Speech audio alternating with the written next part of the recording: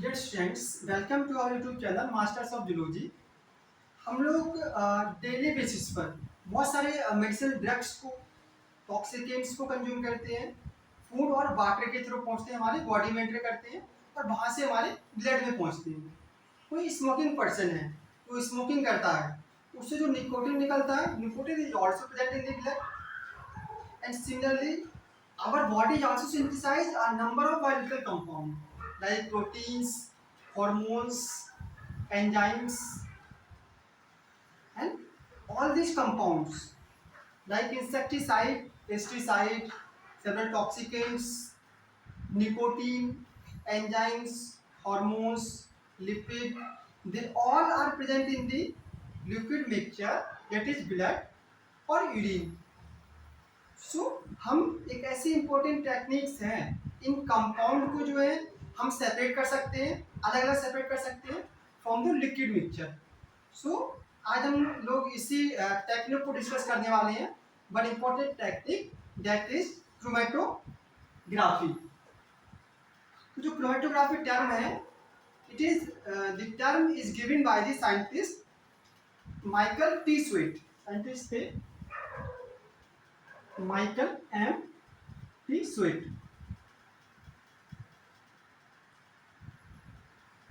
He was a botanist, तो plant पे काम करते थे ये।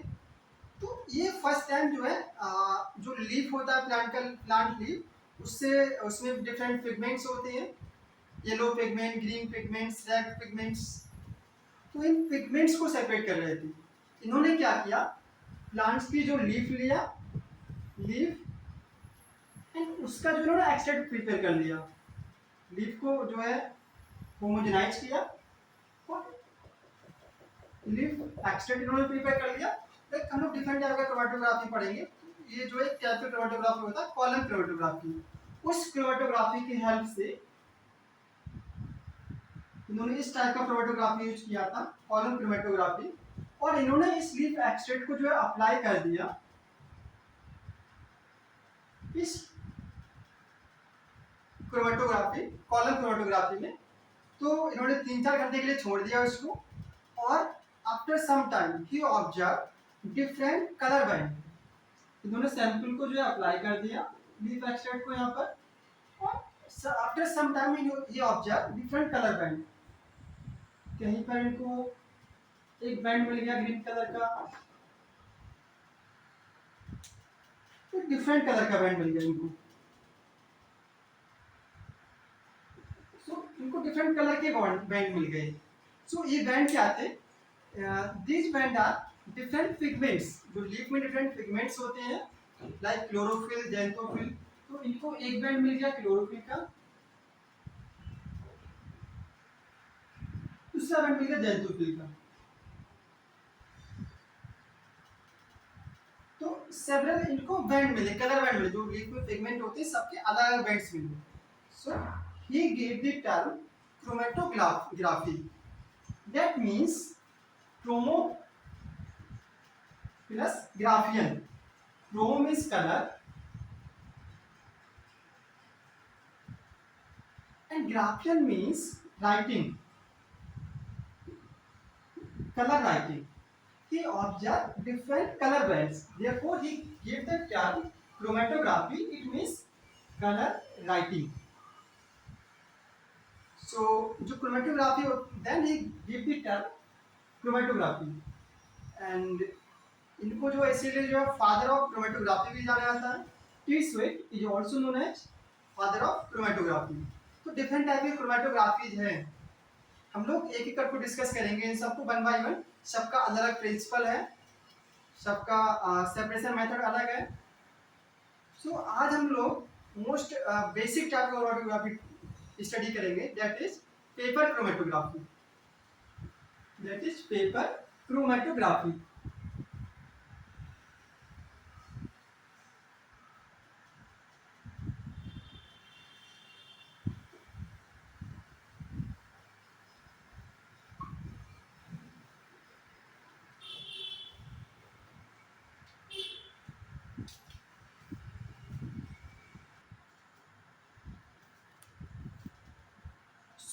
Paper chromatography it is the most basic type of chromatography, तो सबसे सिंपल टाइप का क्रोमेटोग्राफी है ये। इसकी हेल्प से हम जो है लिक्विड मीडियम से, किसी लिक्विड मिक्सचर से जो है उनके कंपोनेंट को सेपरेट कर सकते हैं।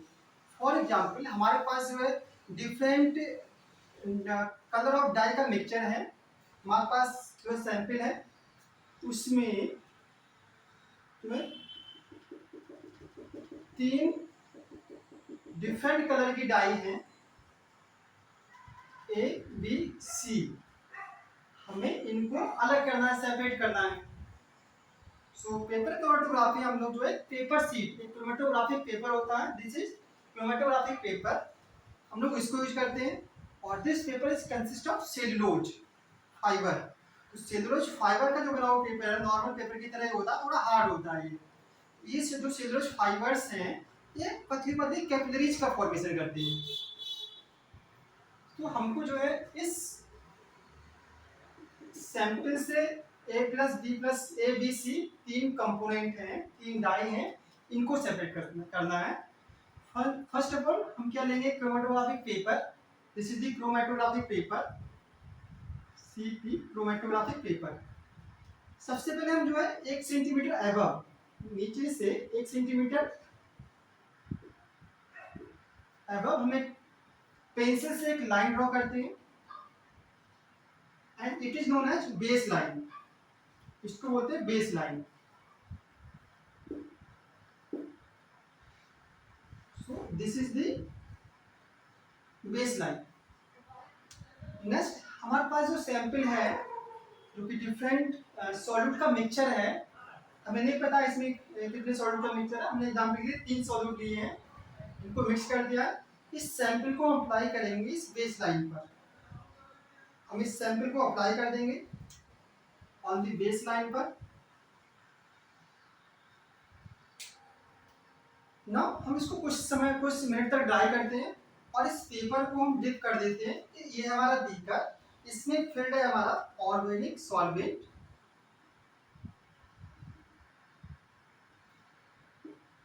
इस बीकर में ऑर्गेनिक सॉल्वेंट फिल्ड है। इस पेपर को हम जो है इस ऑर्गेनिक सॉल्वेंट में डिप करेंगे।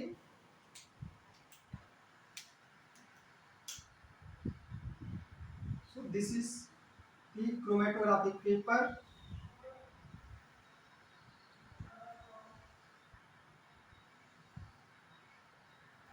अब हमें यहाँ पर एक ध्यान देना है कि हमारा जो बेसलाइन है, तो बेसलाइन जो है यहाँ पर it should not contact with the organic solvent. जो बीकर में भरा हुआ जो ऑर्गेनिक सॉल्वेंट है, लिक्विड मिक्सचर है, लिक्विड मीडियम है, इससे बेसलाइन टच नहीं करना चाहिए। अगर ये बेसलाइन टच हुआ तो हमारा जो सैंपल है वो भी जो है नीचे आ जाएगा दीवार होकर। तो बेसलाइन हमेशा इस लिक्विड मीडियम से अबव होनी चाहिए। तो हम उतना ही डिप करेंगे पेपर ताकि हमारी बेसलाइन जो है ऊपर रहे। तो हमारा जो लिक्विड मीडियम है ये, this is the organic solvent, ये जो है 2 पार्ट से बना है। एक तो इसमें जो है एक्वस पार्ट है और दूसरा non aqueous part. Aqueous part means polar part means water and non aqueous part means non polar part. इसमें हो सकता है हमारा एल्कोहल हो सकता है या ब्यूटेनॉल। तो polar and non polar water और अल्कोहल का मिक्सचर जो है स्पीकर में फिल्ड है। इससे होगा कि जो वाटर मॉलिक्यूल है और जो हमारा क्रोमेटोग्राफिक पेपर है it is consist of cellulose fibre, तो वाटर मॉलिक्यूल जो है वो सेलुलोज से बाइंड कर जाएगा। तो सेलुलोज जो है सेलुलोज फाइबर से जो क्रोमेटोग्राफिक पेपर बना है, दिस फाइबर जो है फॉर थिन कैपिलरीज, इसमें जो बहुत सारी कैपिलरीज का फॉर्मेशन करती हैं। इससे होगा कि जो कैपिलरीज की हेल्प से जो हमारा ऑर्गेनिक सॉल्वेंट है it will travel upside with the help of capillary action. जैसे हमारी बॉडी में जो कैपिलरीज होती है जिसके थ्रू ब्लड का फ्लो होता है, सेम यहाँ पर जो क्रोमेटोग्राफिक पेपर में बहुत सारी कैपिलरीज है सेलुलोज फाइबर की बनी हुई, जिसके थ्रू ऑर्गेनिक सॉल्वेंट माइग्रेट करेगा ऑन द अबव साइड। तो जैसे जैसे ये माइग्रेट करेगा वाटर मॉलिक्यूल जैसे कांटेक्ट का आएगा हमारे सेलुलोज के कांटेक्ट में आएगा, ये सेलुलोज से बाइंड कर जाएगा। वाटर में इंपॉर्टेंट प्रॉपर्टी है, it bind to the cellulose, और सेलुलोज माइग्रेट नहीं कर रहा है, सो सेलुलोज जो है वाटर से बाइंड करेगा and it form stationary phase.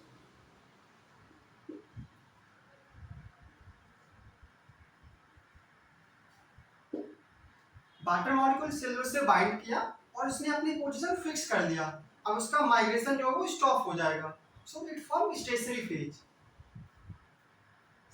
Alcohol हमारा जो है ब्यूटेनॉल, ये कंटिन्यूअसली माइग्रेट करेगा on above side, continuously migrate करेगा ऑन एबव साइड।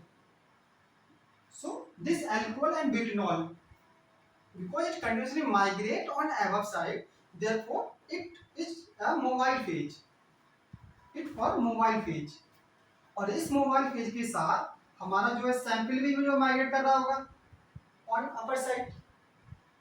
सो हम इसको छोड़ देते हैं 3 to 4 आवर्स तक, और इस बीकर को जो है क्लोज कर देते हैं, बांध देते हैं तो लिड, क्योंकि जो हमारा अल्कोहल है वो वोलेटाइल नेचर का है, तो उसको हम कवर करके रखते हैं। So this is chromatographic paper।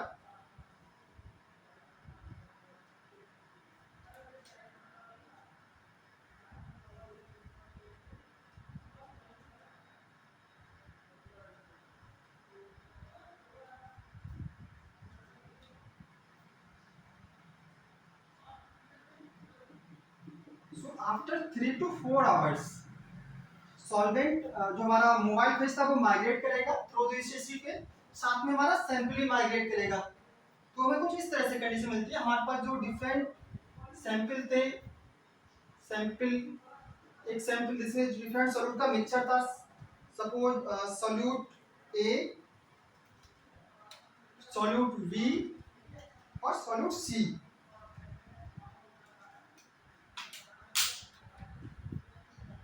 Different solute का मिक्सचर है ये।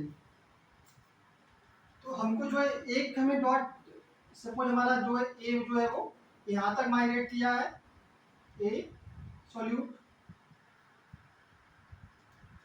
हमारा सॉल्यूट सॉल्यूट हमने रिप्रेजेंट किया है ब्लू से। सो सॉल्यूट ए हमारा जो है ट्रेवल किया है यहाँ तक, ए सॉल्यूट बी, ग्रीन से रिप्रेजेंट हो रहा है, बी हमें जो है यहाँ पर मिल गया डॉट, और हो सकता है जो है सी का जो है हमें यहाँ पर डॉट मिलेगा। तो मोबाइल फेज के साथ जो सॉल्यूट है वो माइग्रेट करेंगे। अब ये जो सेपरेशन है वो मॉलिक्यूलर वेट के हिसाब से हो सकता है, on the basis of molecular weight, या सॉल्युबिलिटी के बेस पर हो सकता है। तो जो डिफरेंट मॉलिक्यूलर वेट के जो सॉल्यूट हैं, जिसका मॉलिक्यूलर वेट ज़्यादा होगा वो धीरे मूव करेगा, तो पीछे साइड में है, और जिसका मॉलिक्यूलर वेट कम होगा, लाइट पार्टिकल्स होंगे, वो फास्टली मूव करेंगे मोबाइल फेज के साथ। या जिसकी सॉल्युबिलिटी जो है अल्कोहल में ज़्यादा है, अल्कोहल में ज़्यादा, मोबाइल फेज में ज़्यादा है, तो वो मोबाइल फेज के साथ कंटिन्यूअसली माइग्रेट करेगा अवर साइड में। सो सॉल्वेंट जो है जहां तक माइग्रेट करेगा, सॉल्वेंट जितना माइग्रेट करेगा on above side, suppose solvent जो है वो ट्रेवल किया है यहाँ तक,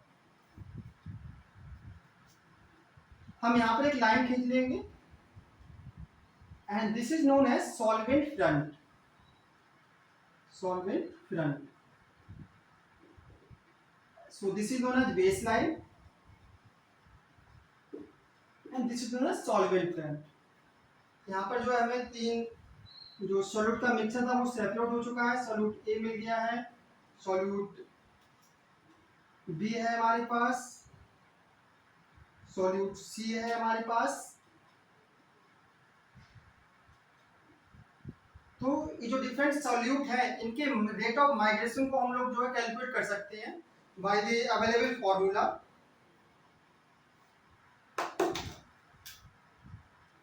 and that is known as retardation factor।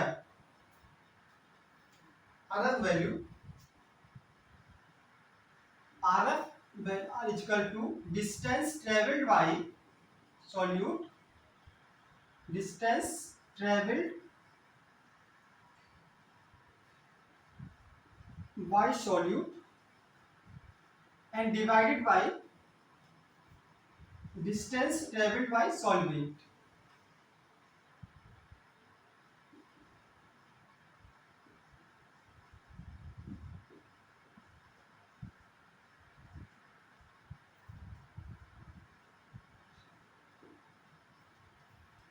सो हम लोग जो है रेट ऑफ माइग्रेशन को डिफरेंट सॉल्यूट का जो रेट ऑफ माइग्रेशन है उसको कैलकुलेट कर सकते हैं by with the help of this formula.